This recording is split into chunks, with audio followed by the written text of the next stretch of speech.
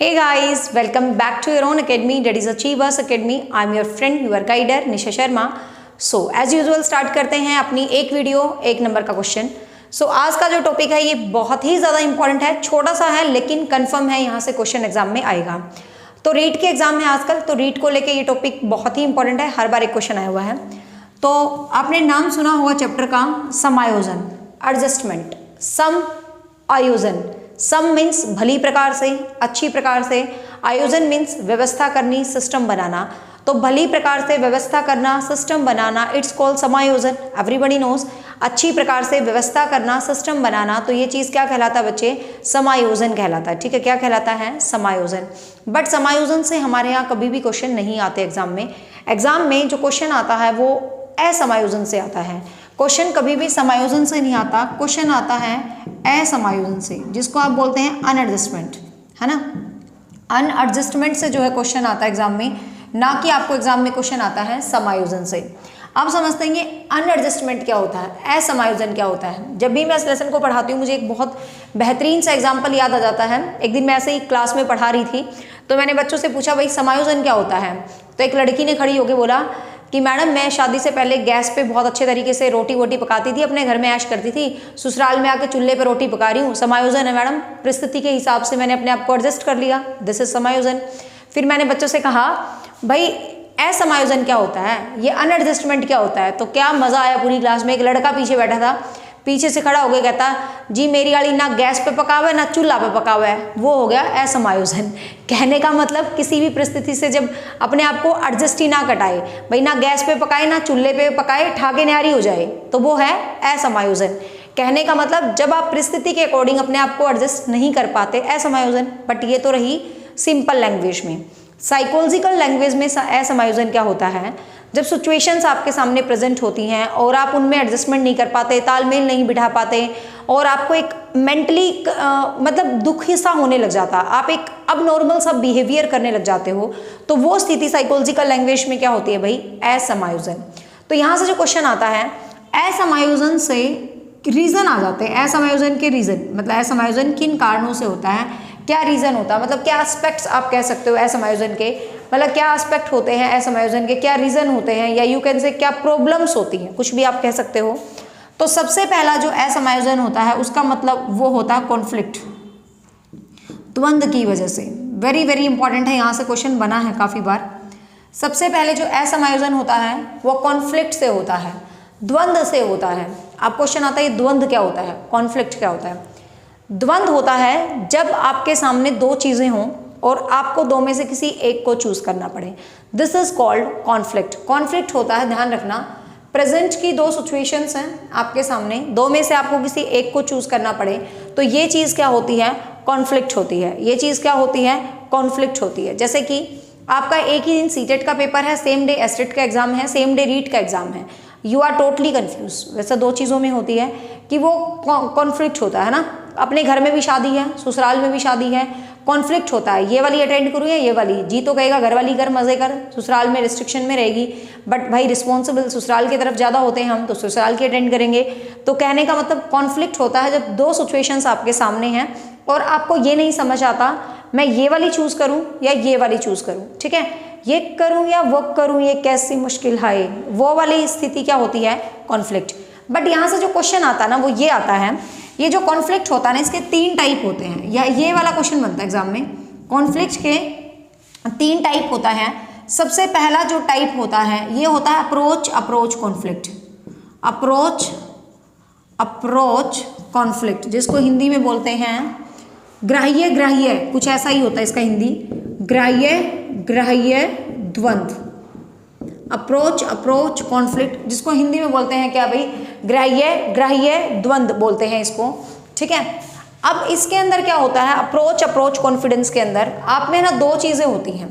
ठीक है, दो चीज़ें होती हैं, लेकिन यहाँ बहुत इजी होता है, यहाँ इतना भयंकर जो है कॉन्फ्लिक्ट नहीं होता, क्योंकि आपके सामने दो चीज़ें होती हैं, दो लक्ष्य होते हैं, और दोनों ही जो लक्ष्य होते हैं वो पॉजिटिव होते हैं, दोनों ही जो स्थितियाँ होती हैं वो सकारात्मक होती हैं. मीन्स दोनों ही कहते हैं ना दोनों हाथ में लड्डू होते हैं, तो वो दोनों स्थिति सकारात्मक होती है. बस आपको एक को चूज करना होता है. अब आप एक को भी चूज करके खुशी होगी. ठीक है, मान लो आपको दो नौकरी का ज्वाइनिंग लेटर मिल गया, मिल जाएगा, टेंशन ना लो, शिद्दत से पढ़ा करो, ठीक है, कॉन्फिडेंस होकर पढ़ा करो, अपने आप पे यकीन करके। दुनिया सिलेक्शन नहीं दिलवाती, खुद का विश्वास सिलेक्शन दिलवाता है। तो आपके हाथ में 2 ज्वाइनिंग लेटर हैं, आ जाएंगे जल्दी।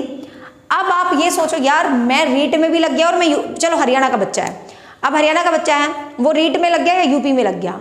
अब ये जो स्थिति है द्वंद्व वाली, that is called approach conflict. अब वो सोचे यार मैं रीट वाली ज्वाइन करूँ या यूपी वाली ज्वाइन करूँ, ठीक है, मतलब वो भी उससे दूर है वो भी, लेकिन है तो दोनों ही पॉजिटिव सिचुएशन है तो दोनों ही हाथ में लड्डू। एक को चूज कर लेगा तो भी वो सेटिस्फाइड है, तो मतलब वो कहीं ना कहीं द्वंद्व से मुक्त हो जाता है एक तरह से।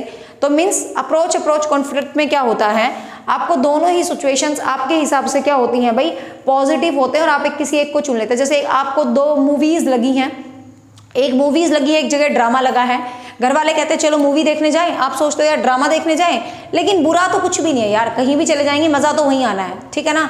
एक मतलब समझ रहे हो ना, एक तरफ लेडीज़ को कह दिया जाए कि आज सेल लगी है चल वहाँ शॉपिंग करने चलें, एक तरफ ये कह दिया जाए कि चल आज बाहर खाने चले, सिचुएशन तो दोनों ही बराबर है। खैर हम शॉपिंग वाली को ज़्यादा चुनेंगे, खाना तो कभी भी खा लो, शॉपिंग करवा लो भाई ज़्यादा से ज़्यादा।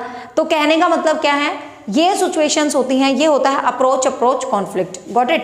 तो ये होता है फर्स्ट टाइप का कॉन्फ्लिक्ट। सेकेंड टाइप का जो कॉन्फ्लिक्ट होता है वो होता है approach avoidance, approach avoidance conflict, sorry ये थर्ड टाइप का करेंगे। सेकेंड टाइप का कॉन्फ्लिक्ट होता है अवॉइडेंस कॉन्फ्लिक्ट। अवॉइडेंस हिंदी में इसको बोलते हैं यार परिहार, ठीक है, परिहार मीन्स त्यागना, हिंदी में इसको क्या बोलते हैं, परिहार, मतलब पीछा छुड़ाना वाला टाइप में होता है, परिहार, ठीक है, हिंदी में इसको क्या बोलते हैं, परिहार बोलते हैं। अवॉइडेंस कॉन्फ्लिक्ट बोलते हैं, हिंदी में परिहार मतलब बोलते हैं। अब इसके अंदर क्या होता है, परिहार अवॉइडेंस मतलब इसके अंदर दोनों ही सिचुएशंस ऐसी होती हैं कि आप कोई भी आपको पसंद नहीं होती। अप्रोच में तो आपको दोनों स्थितियां पसंद होती हैं, इसमें आपको दोनों में से कोई भी स्थिति पसंद नहीं होती, बट आपको एक को चूज करना पड़ता है। जैसे कि आपको मैथ बिल्कुल पसंद नहीं है, ठीक है, जैसे मुझे नहीं पसंद, ठीक है, मान लो आपको मैथ्स बिल्कुल पसंद नहीं है, लेकिन खैर करने लगे तो मजा आता है, ऐसी दिक्कत नहीं है। तो सपोज आपको मैथ बिल्कुल पसंद नहीं है, आप मैथ से पीछा छुड़वाना चाहते हो, ठीक है, लेकिन आपके घर वालों ने उठा के आपको इंजीनियरिंग में एडमिशन दिलवा दिया। इंजीनियरिंग में फिर आपको कहीं ना कहीं मैथमेटिक्स के साथ जद्दोजहद करनी ही करनी पड़ेगी। This is called the situation परिहार। तो ये स्थिति क्या कहलाएगी, परिहार। कहने का मतलब आपके लिए दोनों ही अवॉइडेबल हैं, दोनों में से किसी भी स्थिति को आप पसंद नहीं कर रहे हो, हैं तो दोनों ही स्थिति अवॉइडेबल, बट आपको एक को चूज करना पड़ेगा। तो this is called Parihar conflict, जब दोनों स्थिति में से ही आपको कुछ ना कुछ चूज करना पड़ता है, ठीक है, बट दोनों ही पसंद नहीं होती। थर्ड टाइप का होता है दिस इज अप्रोच अवॉइडेंस, जिसको बोलते हैं ग्राह्य परिहार, ठीक है, जिसको बोलते हैं ग्राह्य परिहार, अप्रोच अवॉइडेंस, ठीक है, इसको बोलते हैं ग्राह्य परिहार। इसके अंदर क्या होता है, ये काफी इंपॉर्टेंट है, कई बार क्वेश्चन आया है। ग्राह्य परिहार कहने का मतलब कुछ अप्रोचेबल भी है और कुछ अवॉइडेंस भी है, ऐसी स्थिति जो हमें पसंद भी है और जिसको चूज करेंगे तो हम मुसीबत में भी आनी है, इधर कुआ उधर खाई, है ना, ये तो परिहार होगी, आगे कुआ पीछे खाई, क्योंकि दोनों ही तरफ आपको चीजें बिल्कुल भी पसंद नहीं आ रही, जहां गिरे भाई उधर ही प्रॉब्लम है, तो ये तो परिहार है।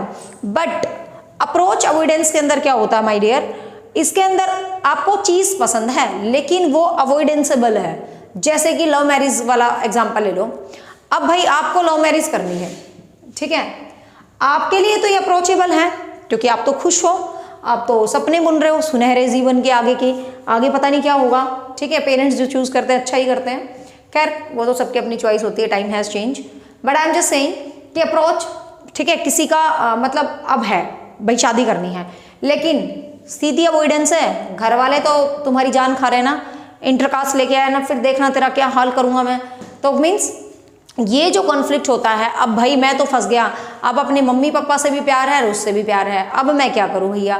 तो ये जो कॉन्फ्लिक्ट होता है it's called approach avoidance conflict, जहां पर दोनों स्थिति में से एक स्थिति सिर्फ आपको ही पसंद होती है और किसी को पसंद नहीं होती है, तो ये जो स्थिति होती है इसको हम क्या बोलते हैं, अप्रोच अवॉइडेंस कॉन्फ्लिक्ट, ठीक है, इसको हम क्या बोलते हैं, अप्रोच अवॉइडेंस कॉन्फ्लिक्ट जो हम इसको बोल देते हैं, ठीक है, ध्यान रखना। तो इसको वो तो आपको यहाँ पर एग्जाम में एक स्टेटमेंट गिवन होगा, जब दोनों ही स्थिति पॉजिटिव है ना, आप एक चूज कर रहे हो तो कौन सा द्वंद है भाई, वो अप्रोच। जब दोनों में से एक अच्छी, दोनों ही नेगेटिव हैं but you have to select one, that is avoidance.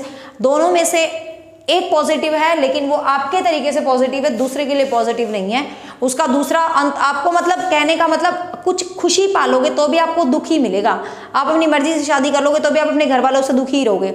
जैसे कि कई मन चले होते हैं, लड़कियां छेड़ने की आदत होती है उनको, उनका मन तो खुश हो जाता है कि मैंने लड़की छेड़ दी, जाके जेल में पड़ते हैं फिर वो, कहने का मतलब उस खुशी का अंत भी नेगेटिव ही होता है। तो ये जो होता है इसको बोलते हैं अप्रोच अवॉइडेंस कॉन्फ्लिक्ट, ठीक है। तो 3 टाइप होते हैं कॉन्फ्लिक्ट के, ध्यान रखना आ जाता है। तो पहला रीजन क्या हो गया भाई, अनएडजस्टमेंट का कॉन्फ्लिक्ट, और ये कॉन्फ्लिक्ट के क्या थे, सब टाइप। दूसरा है फ्रस्ट्रेशन, जिसको कुंठा बोलते हैं, कुंठा या भगनशा बोल देते हैं, ठीक है। फ्रस्ट्रेशन जिसको आप कुंठा या भगनशा बोल देते हैं।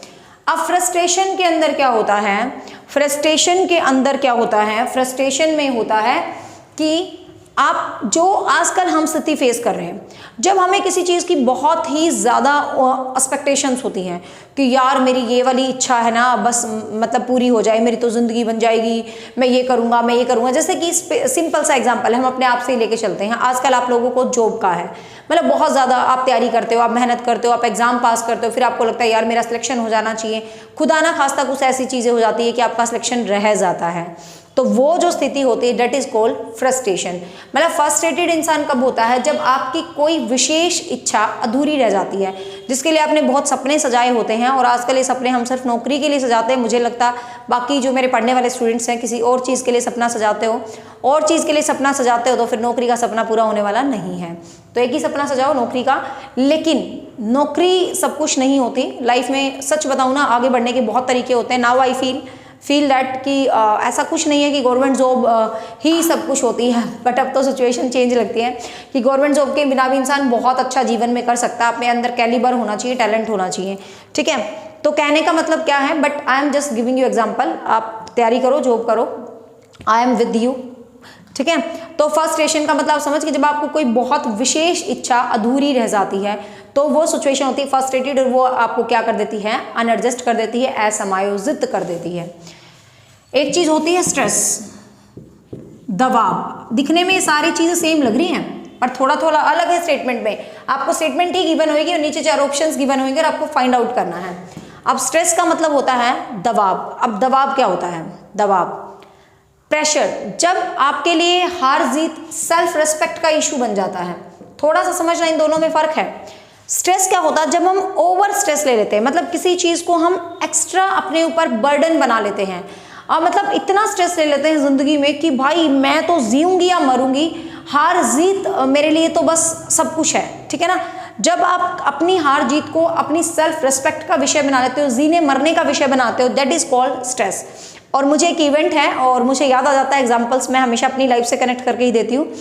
तो when I was in MA final, मतलब जब मैं एमए फाइनल में थी, MA in English, not MA in psychology, तो एमए इन इंग्लिश में जब मैं थी तो आई हैव ए मतलब क्लासमेट, और वो बहुत ज़्यादा कॉन्शियस थी पढ़ाई के लिए, मतलब बहुत ज़्यादा कॉन्शियस थी पढ़ाई के लिए, और बहुत स्ट्रेस लेके रखती थी सारे दिन। मतलब मैं उसको क्रिटिसाइज़ नहीं कर रही, कहीं वो मेरी वीडियो देख रही है, I am just giving you example कि वो बहुत ज़्यादा पढ़ती थी, दिन रात पढ़ती थी, और वो इतना पढ़ती थी और उसने इतना स्ट्रेस ले रखा था कि भाई मैं तो है ना फर्स्ट ही आऊँगी, मतलब मेरे अलावा कोई टॉप नहीं कर सकता, ठीक है ना, मेरे अलावा कोई एमए इंग्लिश में टॉप नहीं कर सकता, मैं ही टॉप करूँगी। हमने एमए इंग्लिश किया था एपीजे कॉलेज चरखी दादरी से, जो कि मेरा होम टाउन है, तो उसने कहा था मैं ही इस कॉलेज में टॉप करूँगी और कोई वहाँ टॉप नहीं कर सकता। तो वो बहुत स्ट्रेस लेती थी। हम लाइब्रेरी जाते थे, उससे पहले वहाँ की किताबें खत्म हो जाती थी, मतलब हम सोचते थे कि एमए इंग्लिश के नोट्स भी ना बना सकें, बट और मतलब जैसे साल में तीन बार जैसे हमारे एग्जाम हुए थे एमए क्लास के, तो हम 3 फ्रेंड्स का जैसे कंपटीशन चलता रहता था, हमें बहुत थी ये कंपटीशन वाली भावना, मतलब उस टाइम में